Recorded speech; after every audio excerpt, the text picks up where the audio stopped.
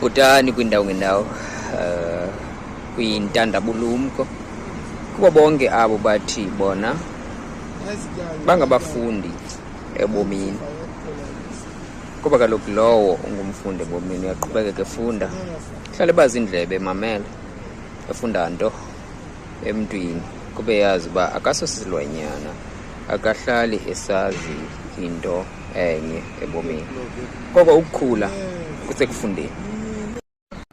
Ngale ntsasa ndithi nokuba indiza zombona zingadubula ziphume impontshane, ayithethi ukuthi loo nto izikhwebu zombona sele zivuthiwe. Nokuba indiza zombona zingaphuma impontshane, ayithethi ukuthi loo nto izikhwebu sele zivuthiwe.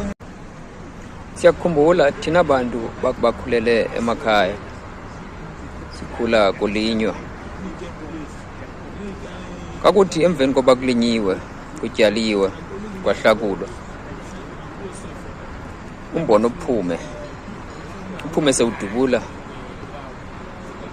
sewuphuma izinto engathi zinwele ezifakelweyo.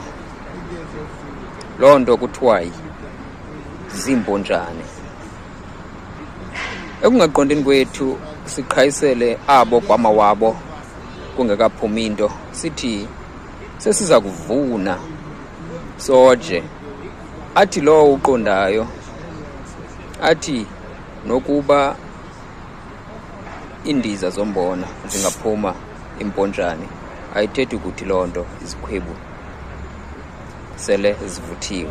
Ngoko ke nokuba sewuzibona impontshane nezikhwebu ngathi sezikhona, kukho ilixa ekufuneka kuphindwe lilindwe ukuze lo mbona ade agqibelele, alungele ukuba libhaqolo, alungele ukojiwa, alungele ukuvunwa. Kambe uba ngaba wayovuna okanye wayowukha ungekalungele lo xesha, uyawukha into engathi lichamu, ndilibele ukuba libizwa ngoba yintoni. Imfundiso sinokuyiphuma nayo apha yokuba nokuba izinto unganazo, akuthethi ukuba sekufike ixesha uba uzisebenzise. Joshua Maponga would say kwincwadi yakhe ithi shopping skills, xa esenza umzekelo wemall okanye idederhu levenkile njengemfundiso yobomi, uthi